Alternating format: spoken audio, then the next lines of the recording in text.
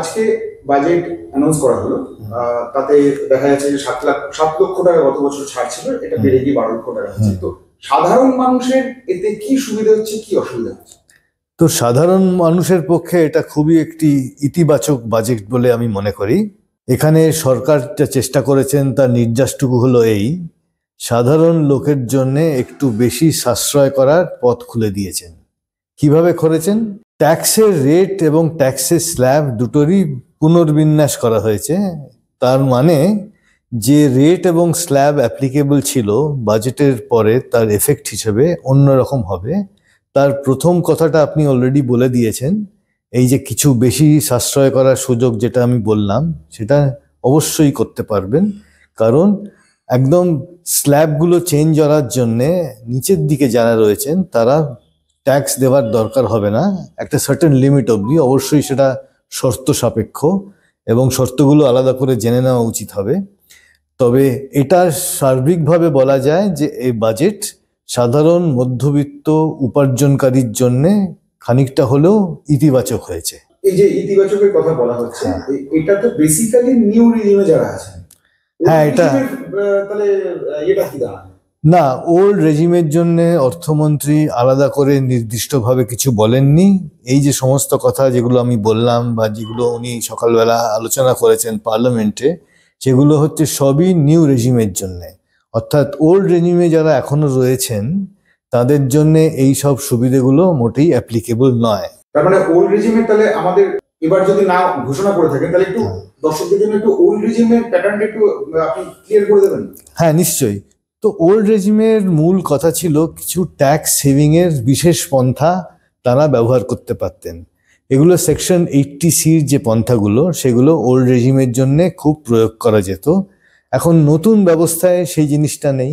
অর্থাৎ section 80C income tax আইনের আওতায় যে সেকশনটা খুব ইম্পর্ট্যান্ট, এই সেকশনের আওতায় আপনি কিছু বিশেষভাবে ট্যাক্স সেভিংয়ের জন্য ইনস্ট্রুমেন্ট কিছু কিনতে পারতেন।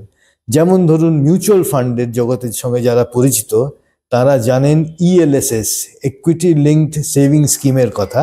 এই ELSS ব্যবহার করে সেকশন 80Cর পুরোপুরি প্রয়োগ করতে পারতেন 1.5 লক্ষ টাকা অবধি। এছাড়াও অন্যান্য স্কিম এবং ইনস্ট্রুমেন্টস এগুলো তাদের অ্যাভেলেবল ছিল বিকল্প হিসেবে। এখন সেকশন 80Cর এই যে পুরো ব্যবস্থাটা, এটা নতুন রেজিমের মধ্যে যারা আছেন তাদের জন্য অ্যাপ্লিকেবল হচ্ছে না।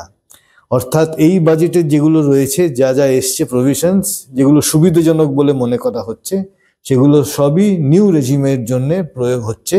ওল্ড রেজিম এই ব্যাপারে ব্রাত্য হয়েই রয়েছে। আচ্ছা, তার মানে ওল্ড রেজিমে তাহলে কত টাকা পর্যন্ত ছাড়, মানে ওই প্যাটার্নটা যদি একটু ক্লিয়ার করে দেন। তো ওই প্যাটার্নটা আমাকে একটু রেফারেন্স নিয়ে করতে হবে, কারণ এত কম ওল্ড রেজিমের ব্যাপার ঘাটাঘাটি করছি, এখনো পুরো স্ট্রাকচারটা আলাদা আলাদাভাবে এক্ষুনি না রেফারেন্স নিয়ে বলতে পারবো না। তবে এইটা আমি আপনাকে বলতে পারি, ছাড়ের ব্যাপারটা 1.5 লাখ টাকা অবধি, যেটা ওল্ড রেজিম খুব নিয়ে নিত নিজেদের জন্য এবং সেটা তাদের সুবিধেই হতো, সেই জিনিসটা নেই। আপনার বক্তব্য হচ্ছে যে সাধারণ মানুষের জন্য এই মুহূর্তে একটাই লজিক, সেটা হচ্ছে ওল্ড থেকে নিউ এ পা বাড়ানো। হ্যাঁ, ঠিক, এটা ঠিকই বলেছেন। এটা আগেই চলছে, এটা ঠিক আজকেই যে ট্রিগার্ড হলো তা নয়। তবে হ্যাঁ, আপনার কথা রেশ ধরে বলতে পারি আজকের পর এটা আরো বেশি করে লোকের গ্রহণযোগ্য মনে করবে এবং অ্যাকসেপ্ট করবে।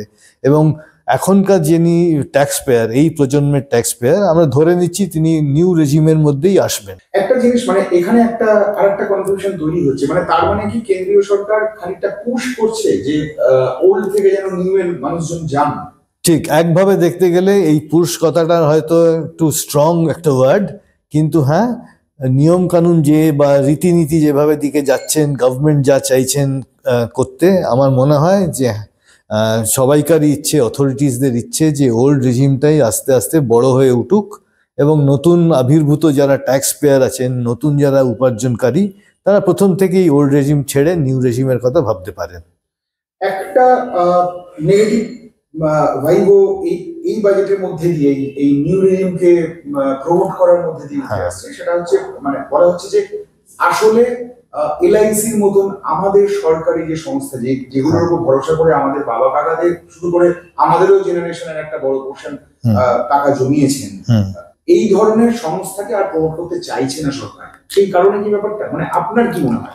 না, আমার মনে হয় সেটা খুব ইমাজিনেশনটা খুব স্ট্রেচ করা হলো। সেটা ঠিক খুব জরুরি বা বিরাট বড় কোনো কারণ নয়।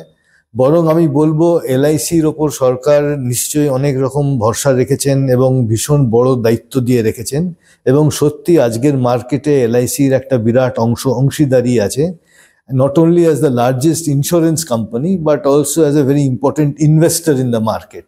কাজেই এলআইসির কে মার্জিনালাইজ করার প্রশ্ন নেই, বরং বলা যেতে পারে যদি ইন্স্যুরেন্স নিয়েই কথা হয়, এইভাবে বলতে পারি আমরা যে হ্যাঁ, ইন্স্যুরেন্স সেক্টরে আমরা দেখছি 100% এফডিআই অ্যালাউ করে দিয়েছেন গভর্নমেন্ট, 74% ছিল, সেই লিমিটটা বাড়ানো হয়েছে।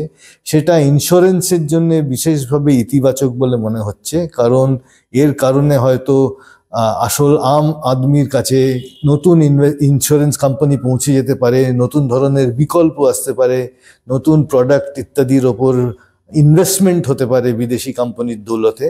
কাজেই সেটা খুব পজিটিভ একটা দিক। কাজেই ইন্স্যুরেন্সের ভূমিকা থাকবেই, ইন্স্যুরেন্সের ভূমিকা বরং বাড়বে, কমবে না, এবং এই বাজেটটা সেদিকেই ইঙ্গিত করছে বলে আমি মনে করি। কিন্তু আপনি একসময় সাংবাদিক ছিলেন, সেই সময় থেকে আপনি অর্থনীতির সঙ্গে, ভারতীয় অর্থনীতির সঙ্গে দীর্ঘদিন জড়িয়ে রয়েছেন। ঠিক।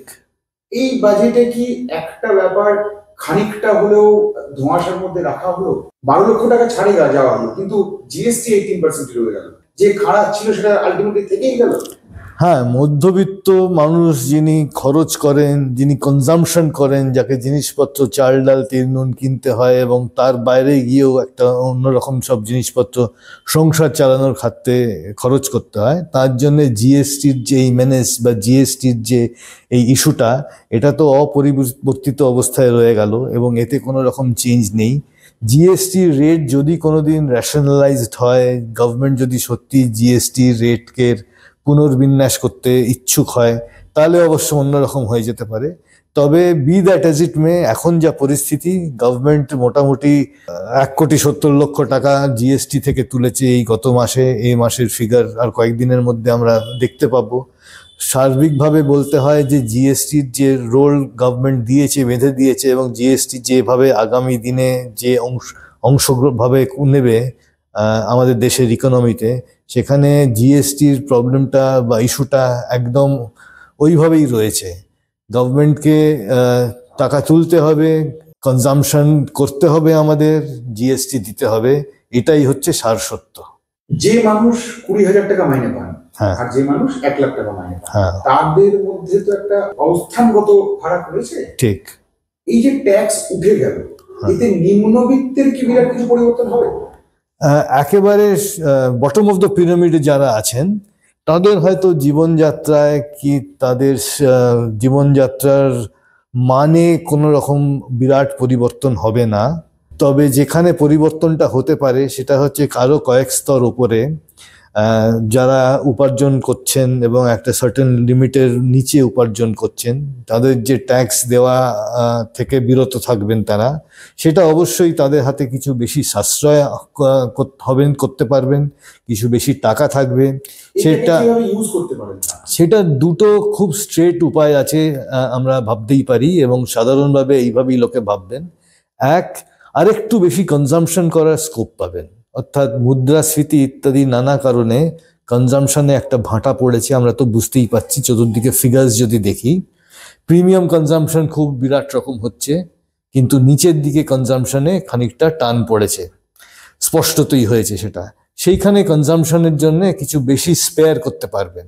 আর একটা জিনিস হতে পারে ইনভেস্টমেন্ট, অর্থাৎ মার্কেটের কাছাকাছি যাওয়ার যে প্রবণতাটা খুব স্ট্রং এই ফাইন্যান্সিয়ালাইজেশনের বাতাবরণে, সেখানে যে আটকে যাওয়ার ব্যাপার একটা থাকতে পারতো, যে আমার হাতে বেশি টাকা নেই, আমি অতটা ইনভেস্টমেন্ট করতে পারবো না, এই রকম যারা শৃঙ্খলার মধ্যে আবদ্ধ রয়েছেন, তাদের জন্য একটা হয়তো নতুন ভাবনার স্কোপ আছে। কারণ আমার হাতে যদি একটু বেশি টাকা থাকে, কনজামশন করার পর, নিডস মিটিয়ে দেওয়ার পরেও যেটা উদ্বৃত্ত থাকবে, সেটা আমি হয়তো মার্কেটে আনবো, ইনভেস্টমেন্ট করব, সেখানে আমি আর অতটা আটকে থাকছি না। এইটা একটা প্রধান চিন্তা যদি আমার মাথায় আসে, তাহলে অবশ্যই সেটা প্রতিফলিত হবে আমি কিভাবে বিনিয়োগ করছি বা আমি কিভাবে লগ্নি করছি। আমি হয়তো 5টা সিস্টেমেটিক ইনভেস্টমেন্ট প্ল্যান চালাতাম, নানান কারণে হয়তো একটা আমাকে আটকে রাখতে হয়েছে, এখন আমি 4টে চালাচ্ছি। তবে এই জিনিসগুলো হওয়ার পর, এই ইতিবাচক জিনিসগুলো যদি সত্যি সত্যি সেইভাবে প্রতিফলিত হয়, আমি হয়তো 5ম এসআইপি, যেটা আমি থামিয়ে দিতে বাধ্য হয়েছি, সেটা হয়তো আমি রিজিউম করতে পারবো। তো that is going to be a good thing for me. এইমাত্র মুদ্রাস্ফীতি বা ইনফ্লেশনের কথা বললাম, হ্যাঁ, যদি এটাকে কনসিডার করা হয় তাহলে কি এই ট্যাক্স ছাড় হ্যাঁ, ইনফ্লেশনের মধ্যে থাকা একজন 1 লাখ টাকা মাইনে পাওয়া মানুষ এই ট্যাক্স ছাড় কতটা তাকে রিল্যাক্স করতে পারে? এটা খুব দরকারি প্রশ্ন করেছেন, কারণ ইনফ্লেশন বুঝতেই পাচ্ছেন খুব চড়া হারে রয়েছে এবং ইনফ্লেশন নিয়ে আমরা জাস্ট নাজেহাল হচ্ছি। এখন ইনফ্লেশনের কথাটা ব্যাকগ্রাউন্ডে রেখে আমরা অবশ্যই দেখব যে কিভাবে একটা সংসারী মানুষ কিভাবে সাশ্রয় করতে পারবে এবং সাশ্রয় করে তার ইনভেস্টমেন্ট বা তার কনজাম্পশন বা তার সার্বিক জীবনযাত্রার মান ঠিকঠাক রাখতে পারবে। এই 3টে জিনিস যদি আমরা খুব জরুরি মনে করি, এবং আজকের পৃথিবীতে এটা অনেকেই জরুরি হিসেবে দেখেন, এই 3টে জিনিসে যদি ব্যতিক্রম হয়ে যায় তাহলে আমাদের অনেক রকম প্ল্যান, পরিকল্পনা, কৌশলের আটকে যাবে, অসুবিধে হবে। সেগুলো যদি না হয় তাহলে তো এটা দেশের জন্য সামগ্রিকভাবে ভালো, এবং তাই হতে চলেছে বলে আমি মনে করি। অন্তত সমাজের একটা ছোট অংশেও এই জিনিসটা যদি কুইকলি চলে আসে তাহলে দেখব যে বাজেটের এই যে প্রাসঙ্গিকতা অথবা বাজেটের যে বেনিফিটগুলো বা ইতিবাচক যে অ্যাঙ্গেলসগুলো, সেগুলো ভালোভাবে এক্সপ্লয়েটেড হতে পারছে এবং লোকের হাতে কিছু টাকা থাকার দরুন খরচ বেশি হচ্ছে, আমরা হয়তো বেশি একটু খাওয়া দাওয়া করতে পারছি, আমরা ঠিকভাবে জীবনযাত্রার মান হয়তো নামিয়ে আনতে হয়েছে কয়েকটা নচ, একটা নচ হয়তো উপরে উঠতে পারবো এটার জন্যে। তো সেটা খুব পজিটিভ একটা জিনিস। ওল্ড রেজিমে থাকাকালীন আমরা যেটা ধরুন একটা ফ্ল্যাট বা বাড়ি কিনলে গৃহ ঋণ থেকে আমরা ছাড় পেতাম। হ্যাঁ, হ্যাঁ। এবার যদি মানুষ নিউ রেজিমে চলে যান তাহলে একই দিকে গৃহ ঋণও দেবেন, অন্যদিকে আবার ট্যাক্স ছাড়ও পাবেন, মানে ব্যাপারটা কি ভাইস ভার্সা হয়ে যাচ্ছে, মানে ওখান থেকে যা বাঁচালেন এদিকে বার করে দিলেন? হ্যাঁ, সেটা হওয়ার একটা সম্ভাবনা থাকে এবং সেটা যে সাশ্রয়ের কোনো জায়গা নেই। ঠিক ঠিক, সেটা উড়িয়ে দেওয়া যায় না। তবে এটা ঠিক যে এখন মানুষ সাধারণভাবে বেশি ঋণ নিচ্ছেন, নানানভাবে কনজিউমার লোনস চলছে, হাউজিং লোনস, পার্সোনাল লোনস ইত্যাদি চলছে, এবং নানা বিভিন্ন ব্যাংকের লোন বুক যদি দেখেন আমরা বুঝতে পারি যে ব্যাংকের ফোকাস বা নজর বা স্ট্র্যাটেজি লোন বাড়ানোর, লোন বুকের সাইজ বাড়ানোর দিকে। এবং আমরা অ্যাজ এ পিপল বা অ্যাজ এ কান্ট্রি আমরা এখন দেখতে পাচ্ছি যে নানান স্তরের মানুষ এখন ঋণ নিচ্ছেন। এখন বড় মানি অ্যান্ড দেন ইনভেস্ট মানি বা বড় মানি অ্যান্ড দেন স্পেন্ড মানি, এটা একটা বিশেষ ধরনের স্ট্র্যাটেজি। এটা যে সবসময় 100% কেসে যে ঠিকঠাকভাবে হয়, এর কোনো অসুবিধে হয় না তা তো বলতে পারবো না। কিছু কিছু ক্ষেত্রে হয়, কিছু কিছু ক্ষেত্রে হয় না। সময় দিতে হবে। আমরা একটা বিশেষ প্রসেসের মধ্যে দিয়ে যাচ্ছি। এই যে ফাইন্যান্সিয়াল ব্যাপার স্যাপার বাড়ছে, ফাইন্যান্সিয়ালাইজেশন হচ্ছে, এটা একটু আগে আলোচনা করছিলাম।